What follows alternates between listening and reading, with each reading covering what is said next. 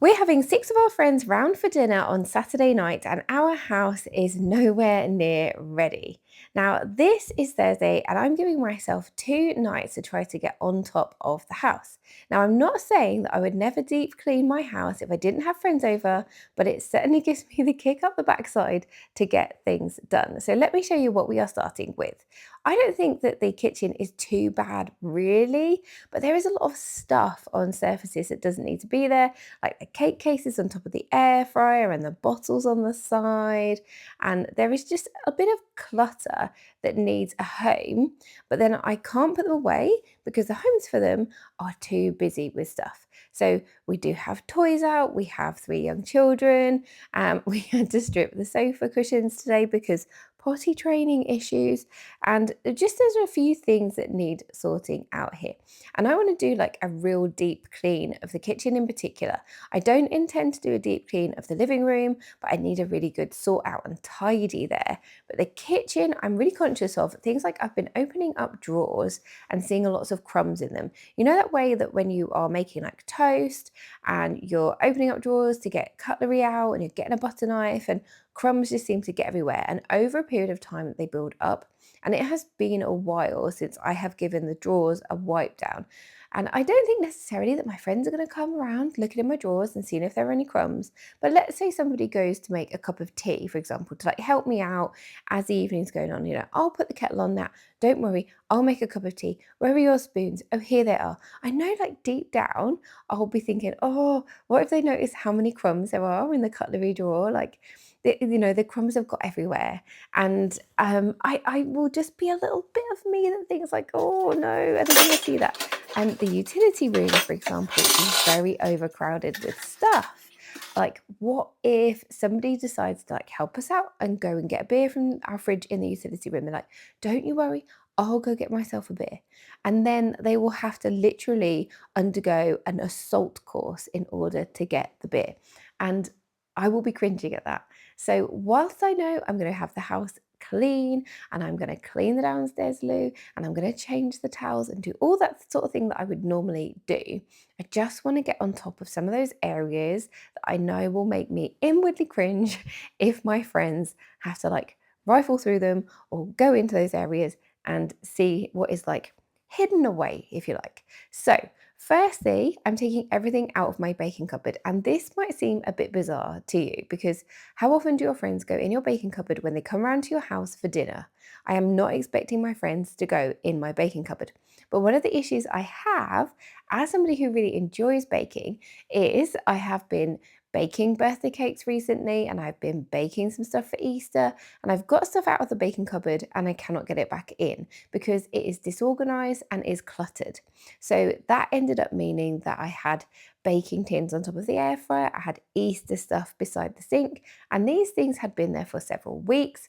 So I need to like actually tidy up the baking cupboard in order to fit everything back in. So I got everything out to start with, and then I am firstly working on like trying to decant things that are there. So I have my flour containers, and then I had extra flour. So where I've used up flour from the containers, I'm topping that back up, getting rid of the packaging, putting the sugar away, etc. And then I am going through some of my baskets and seeing if there's anything that's out of date or I haven't used recently and I don't need. So things like food colouring, like I had liquid food colouring, but I have not used liquid food colouring for such a long time because I bought gel food colouring and it is so much easier to work with, so much better, like a much nicer quality and everything. So why keep the liquid food colouring? So I have binned that, and to be honest, it is so old, I think it probably gone off anyway.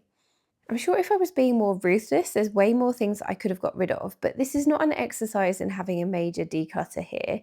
This is just getting things like reorganized, getting rid of anything which is obviously not needed, and then making everything work, reassessing what is actually in the cupboard.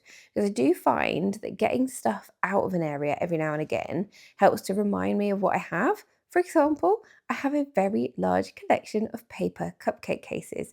I absolutely do not need to buy any more. So I know now that I need to use those up as much as I can and absolutely not buy any more, because I'm one of those people who, like, because I love baking anyway, and the kids like making cupcakes with me. If I see some like funky cupcake cases, I will just buy them. So now I know I cannot do that anymore. So I've given the cupboard a wipe down, because why not, as I have everything out, and you don't often get everything out of a cupboard.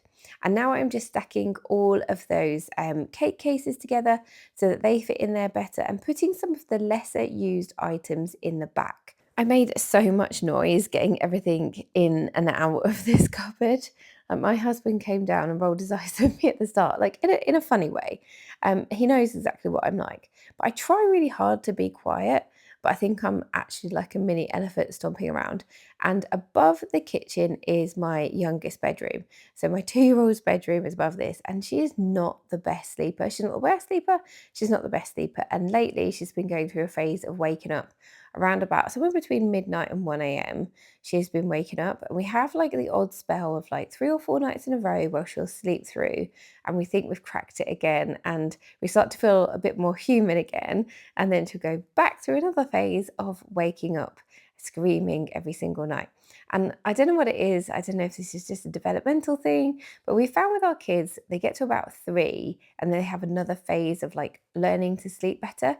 3 seems to be another turning point where they start to sleep more consistently through the night. So I'm crossing my fingers for that. We've only got to go until October, and then she's 3, and maybe she'll start sleeping through the night more. I don't know. I'm clinging on to hope, but I really need to not be making masses of noise in the kitchen and waking her up, because yeah, that I mean that the literally, once she's awake, it takes ages to get her settled back down. And my husband has spent many nights recently sleeping on her floor. We have like a chair bed which turns out into so it's a lovely chair, turns out into a sort of sleep on bed thingy. And I cannot sleep on it. Like, my hips can't cope with it. So if it's if we get to the point where she's had my husband up for a couple of nights in a row and he's really flagging, then we bring her into bed with us, because then we can all get a bit more sleep.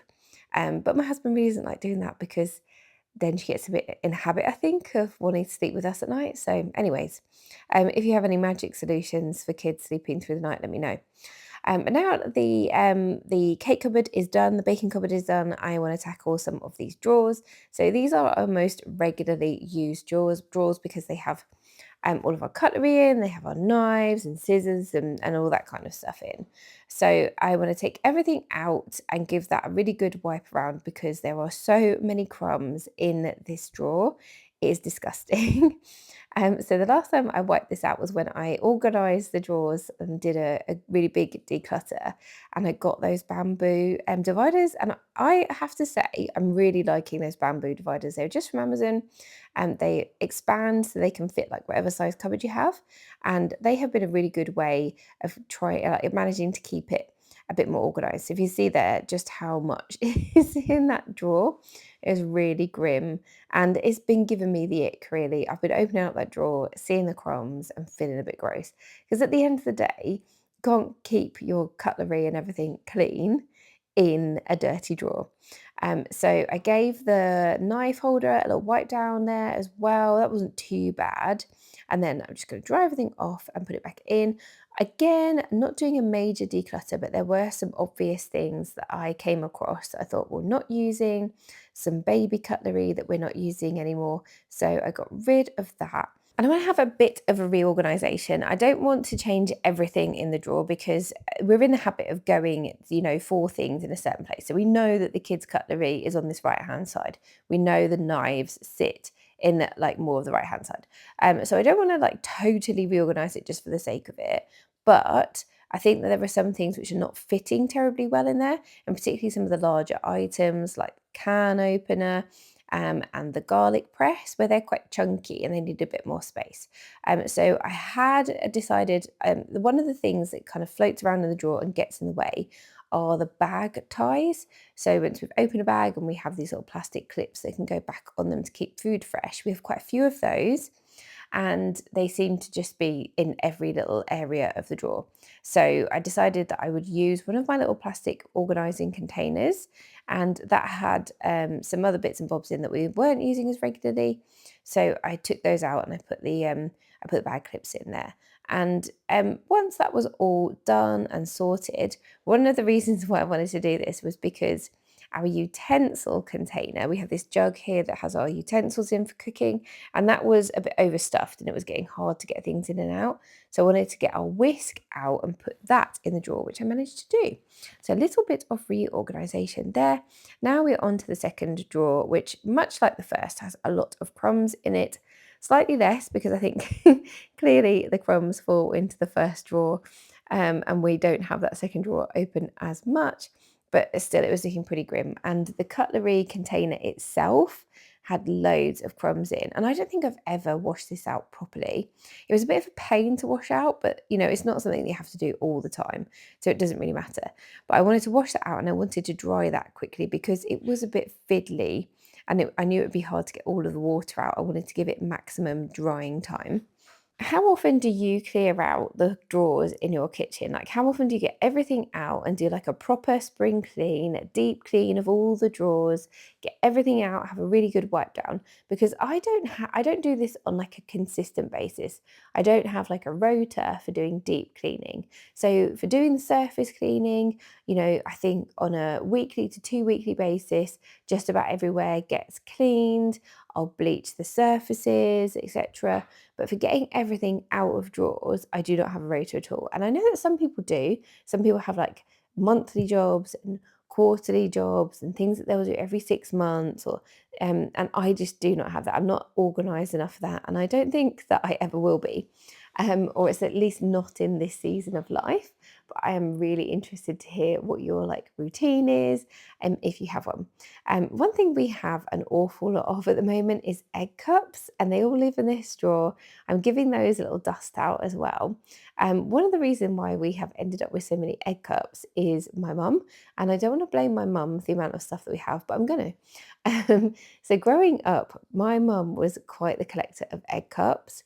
And it's something that rubbed off on me and my siblings. Like, it was quite a fun thing. If we were somewhere and there was a little charity shop or a little antique shop, we would have a look for funky egg cups. And then I ended up with quite the collection of egg cups. My mum had a massive collection of egg cups. And then gradually, over the years, I have decluttered a lot of those egg cups. I would say, it didn't continue to bring me a lot of joy having them, and they took up so much space. So gradually, bit by bit over time, I decluttered them, and we got to the point where, like, my husband and I had a couple of egg cups each, and then the boys had an egg cup each. And then my mum started to minimise her own collection, and she invited the kids to take an egg cup from her collection, which they really enjoyed. So fine, that was all good. So now the kids have a couple of egg cups each. And then at Easter, when we went to my mum's, she got another box of egg cups out, and we all opened them up together. And again, she invited the kids to have one. And actually, at that point, I kind of wish that I had said, like, no in advance, we have no capacity for more egg cups. But it's like, once they're offered that option of having something, it's really hard to resist.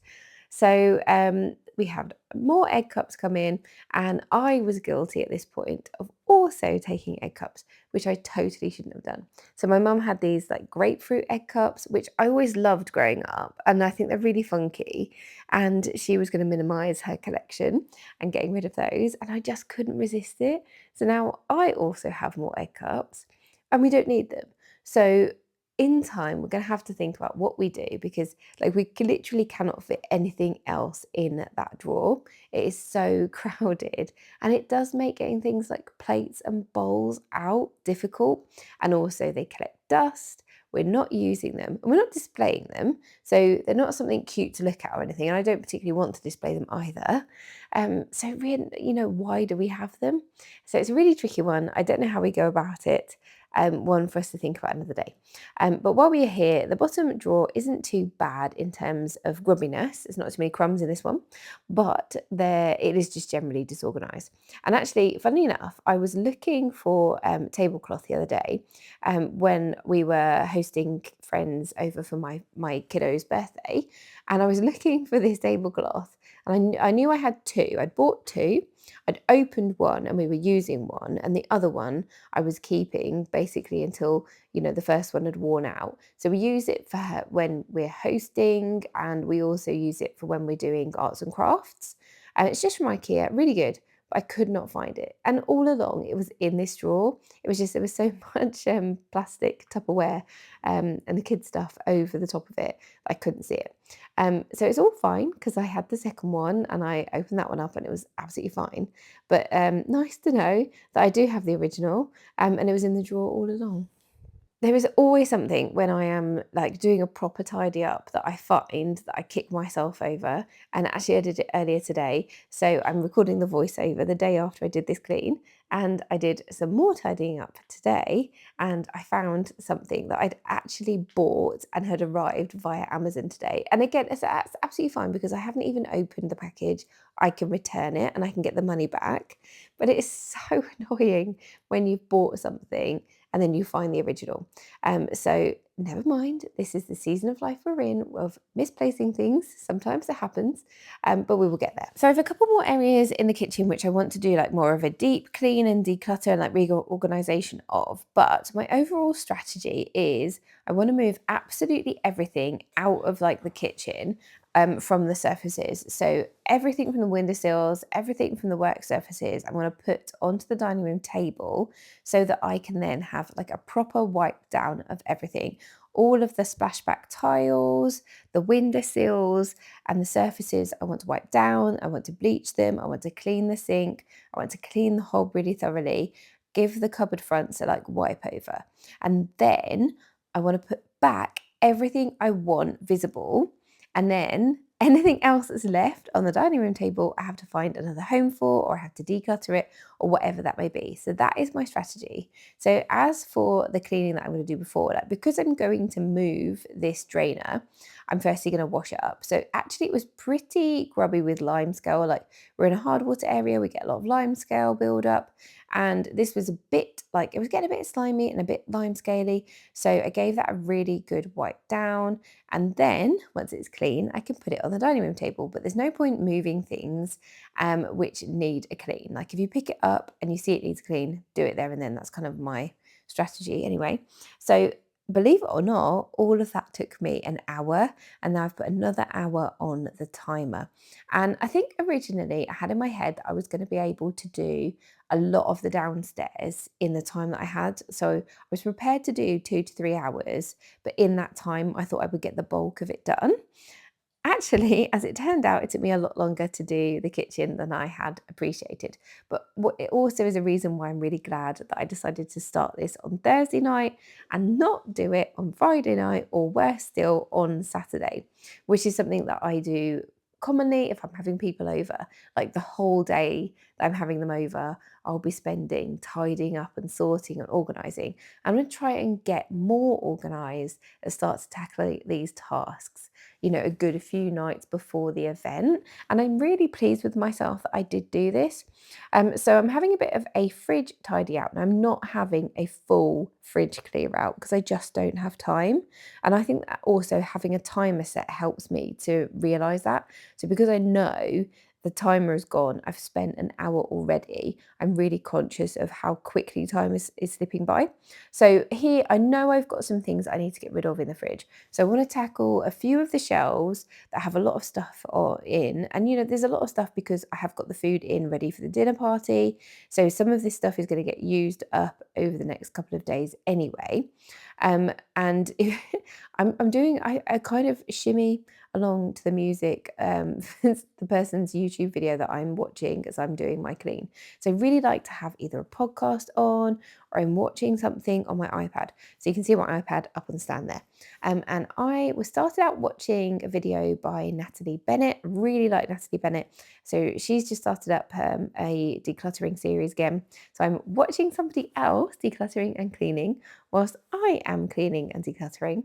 And then I then YouTube suggested somebody who is new to me, and his account was Rewilding Jude, and I absolutely loved him. He is such a nice chap, and he's basically moved to Scotland, and he's set up himself in a beautiful cottage which needs quite a lot of work, and showing his journey at kind of learning about garden and doing some decorating in his cottage.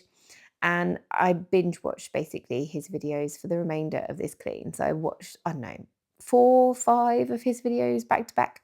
So highly recommend finding his account, and I really like Natalie Bennett as well. So mostly when it came to the fridge, I was just decluttering stuff which was out of date and reorganizing stuff. But when it came to the salad drawer, I did need to give that a wipe over because a cucumber had decided to turn into a swamp in the bottom of the salad drawer. Cucumber is one of those things, like we do go through a lot of cucumber and our kids really like cucumber. But if you forget it for a little while, it's just like one day it decides it has enough and it is going to turn to liquid. 1 minute is fine, the next minute is liquid, and I just don't notice any in between. I'm sure there is an in between phase, but I don't get that point.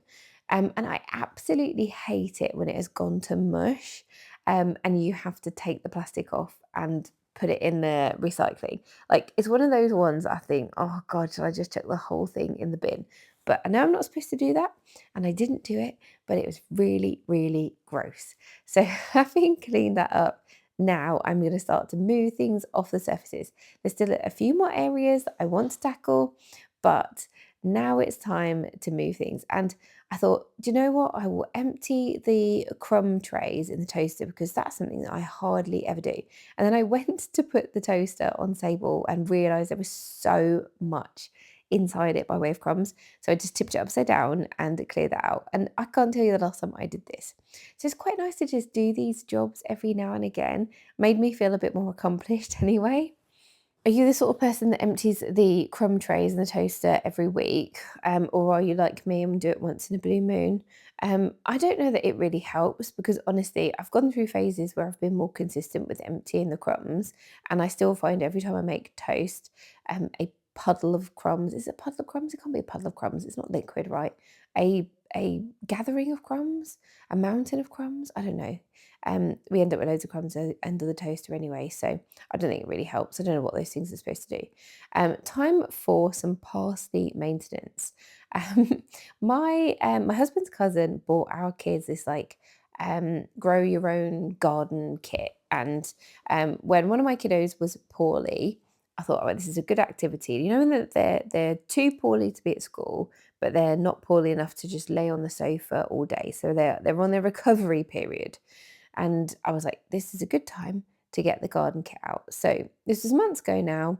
We planted a little garden, and then it was herbs. So we had chives, parsley, and basil.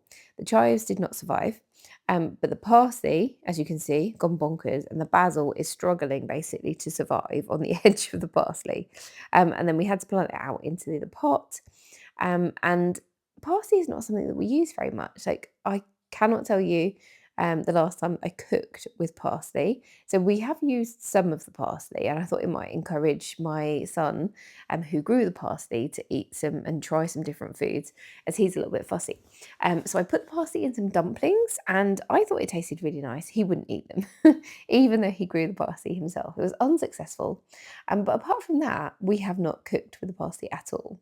That said, he loves the fact that he has grown the parsley and is doing so well and growing so big.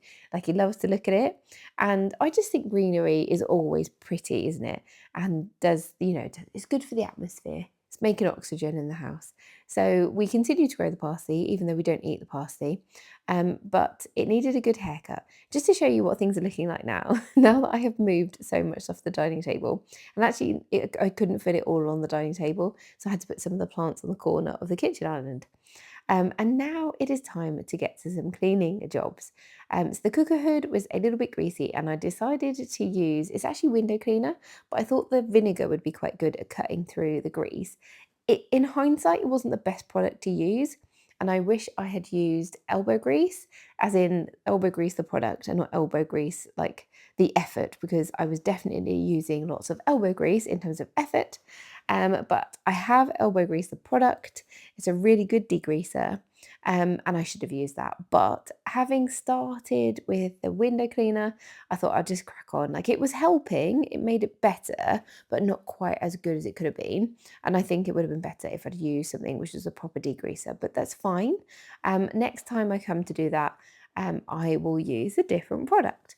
But whilst I had the product, and I cannot remember the last time I cleaned the inside windows, I thought I would give them a wipe down. And to be honest, it's actually the outside of the windows that really need to clean.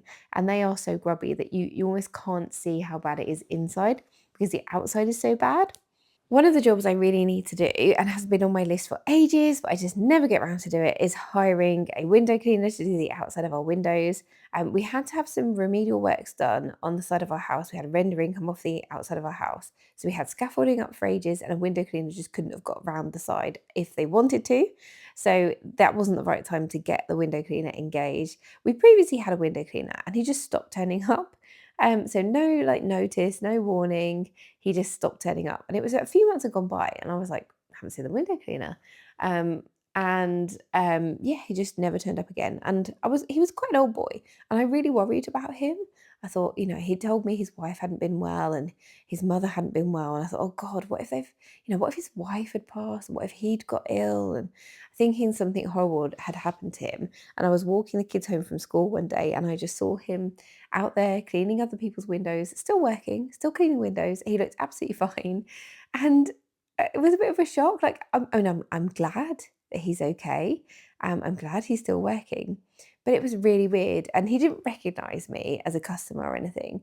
But I just thought it was really awkward. Like, the kids recognized him. And they're like, oh, mummy, isn't that our window cleaner? Like, yeah, it used to be. But randomly he stopped showing up. So anyway, since then, we haven't had a window cleaner. And I feel like these jobs for me, they feel, for some reason, some jobs feel like hard things for me to do. Our hot water tap hasn't worked for months, and it just seems to be a real effort to actually get the plumber in, do something about it. I don't know what it is, but it's a hard thing for me to do. And sorting out the window cleaner is one of those as well that I don't know why I have been unable to do it. Maybe because it requires me to call people that I don't know and inquire about their services. I don't know. But once I had I'd done a bit of a clean of the splashback over the behind the hob, I realised that the filter for the extractor fan was really greasy, and I tried just giving it a little wipe, and that obviously wasn't going to work. So this was a job that I hadn't planned to do, but you can see just how much grease and yuck is coming out of it. It was really, really grubby. It didn't look too bad until you got closer to it, but it was really grubby. So for this, I'm using actual elbow grease, the product, which worked very well. Just should have used it on the actual cooker hood above, but there we go. I had a lot of ick coming off this, a lot of dust and a lot of grease.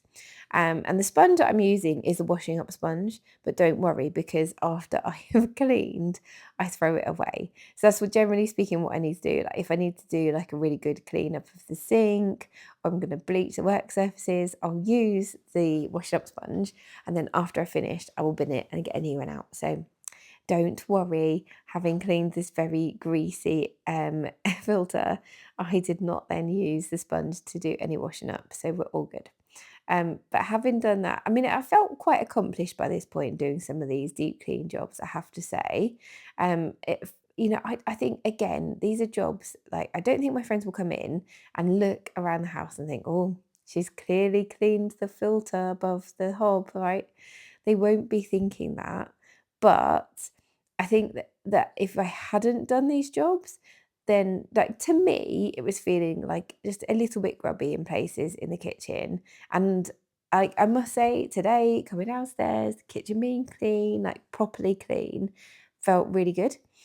So now I'm going to do a deep clean of the sink. This is something that I do reasonably regularly.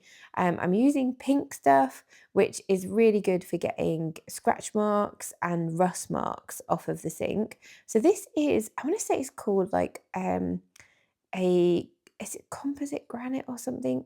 But it's a hard, it's not a plasticky sink. It's a hard like stone type sink, and I really like it. But we do have a lot of limescale in this part of the world.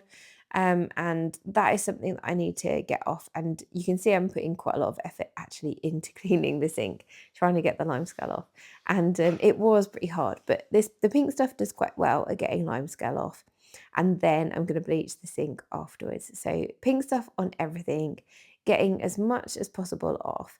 There's one thing this sink does show up quite, which is not ideal, is if you have anything metal, like you rinse out a tin, like a baked bean tin, and then you put it on the drainer for a bit, it will very quickly leave rust marks. So it's something that we have to be very careful about. We try not to leave anything metal out for any length of time, but the pink stuff's really good at getting rid of those. So once I'd done the main clean and cleared it all off, I realised that there were a couple more rust marks that I'd missed, and I just couldn't leave them. So I went back and tackled those. We do have like a special product for the tap, a special tap cleaning product we bought when we bought the tap. But I have to say that the tap is pretty good. It doesn't seem to build up much grubbiness. So I generally just clean that with washing up like dish soap. When I'm actually washing up, I'll give that a little wipe around. So that doesn't need a particular clean. Once we've got all the pink stuff off, then we can put bleach on, because we always clean off one product thoroughly before we use another product. I am no scientist. I do not know how different products react with each other, and I don't want to find out. Okay, so we don't want to be, causing ourselves any injuries, inhaling any toxic chemicals here in the sake of cleaning up. So I'm going to put bleach on the sink, but I'm also going to put it on the work surfaces, because they are, they're quite pale in colour, and we get the odd mark. We've got some tea bag stains and things on those. So, and also I just think that when we're preparing food on these surfaces, then it's a good habit to give them a really good deep clean. I try and bleach the work surfaces once a week. And I think for us as a family with young kids, that is, a good timeline for having a really deep clean of the work surfaces. In an ideal world, I would have done a deep clean of the bins, but again, I'm very conscious. I'm running out of time. I have limited time here. I put more time on the clock, so we have had 2 hours now, and I am putting, I can't remember if it was quarter of an hour or what it was, but I'm putting more time on that clock. I need to empty out the composting bin, and this bin in particular, I don't know if you saw that, but that was really grubby inside. This is where we put our glass recycling. We don't clean that out that regularly, and so that was just something I could not ignore. And also one of those things I thought, I could well see somebody putting a glass bottle into the recycling and thinking, wow, that's really grubby. So I wanted to give that a little clean up. I didn't do any major cleaning, didn't use any chemicals here, just some hot water and some kitchen towel and a wipe round, and then that looked so much better. And then I'm just using some kitchen towel with hot water for the edges of the bins, just get rid of sticky spills from there. But this is not a deep clean. I don't have time to get all of the bins out and empty them. But I have just emptied a couple of the bins and given it a bit of a wipe round, and it looked so much better. And I messaged my mum this morning. My mum and my sister, we have a little group chat on WhatsApp, and they were messaging me what they were up to. And I said that I had spent nearly 3 hours deep cleaning the kitchen the night before. My mum couldn't understand like what had happened. Like she seemed to be very, very concerned for my mental well-being. And I don't know if I should be. Um, is this something that you guys do? Like I actually quite enjoy doing a deep clean at night time, like once the kids are in bed every now and again. This is not something that I do regularly. It's not even necessarily something I do every month. But every now and again, to just think, right, I need to get on top of things. The kids are asleep. I'm going to clean until this particular task is done. And sometimes I will do that until like 1, 2 in the morning. I will just keep going until what I wanted to do is done. And it feels like, a fresh slate, like just starting from scratch with, an area of the house, just really getting on top of something. So my plan here, as it became very clear to me that the kitchen was going to take me quite a while, is I'm spending the next 2 nights doing like a proper clean and tidy of the downstairs of the house. Like I'm not doing anything upstairs. That my friends are not going to go in the upstairs of the house. The kids are going to be asleep when we have this dinner party. They're only downstairs. So that is where I am concentrating my efforts. And to be honest, I think upstairs in the house is perfectly fine at the moment. They're not areas that I am looking at and getting really annoyed by. But there were plenty of areas downstairs and in particular in the kitchen that were really, really bugging me. So I'm going to spend the next couple of nights just trying to get on top of things so that on Saturday I can do the cleaning jobs that you would expect to do if you're having people who ring you up and say, I'll be round in half an hour or whatever. Running the hoover around, running the speed mop around, cleaning the downstairs loo, that is it. And then I can just concentrate on doing the cooking. So I'm cooking tacos for this particular dinner party. I really enjoy cooking. I love baking, but I would not say that I am naturally like a really good chef. The friends that we are hosting, we take it in turns to host. And these are friends from, so my boys, when they were at nursery, they made friends with some of the kids, and these are the parents of their like besties from nursery. And I love that we've all stayed in touch, and I just love this group. They are such a nice group of friends. But yeah, so we have been to a couple of their houses fairly recently when they have been hosting, and oh my goodness, the food was unreal. My friend Abby's husband, he is an amazing cook, and he made like so many different curries. He's vegetarian, like loads of veggie food, and it was so, so good. And like he must have spent 2 days cooking. And then my friend Carla cooked next, and she is Peruvian, and she made like traditional Peruvian food, and it was amazing. But it also just like looked amazing as well. Like it looked like you were in some Michelin-starred restaurant. It was so good. And I just know that I can't cook on that level. Like we have younger kids because of Daisy, who is 2, than they do. That's my excuse. It's really hard to cook with Daisy around. But also I just don't think I am up to that level of cooking. I really enjoy cooking, but there is no way that my food is going to look like that. And there is no way I'm going to be able to pull off such culinary delights as I've experienced in their houses recently. But it's absolutely fine because they are also not coming to our house to have like some super duper Michelin style food. Okay, so tacos it is. Tacos is what they're going to get. So let me show you what we got to in the time that I spent. So we did not tackle anything in the living room. That's what we're going to do tomorrow. So come back for that video. But here is the kitchen. And I feel like this maybe doesn't look that different to one of my standard kind of like super quick tidy ups. But when you open up the fridge, it's looking really tidy, really organized. The baking cupboard is looking really organized. And then if we have a look in the drawers, for example, they're looking super good. But also like on the windowsill, there's no more like rubbish in the corners on the windowsills. I've reorganized the plants, I've tidied them up, I've given everything a water. So everything is looking really fresh. There's no random stuff on top of the air fryer. Look at that filter, it's looking really good. Hob is all sparkly.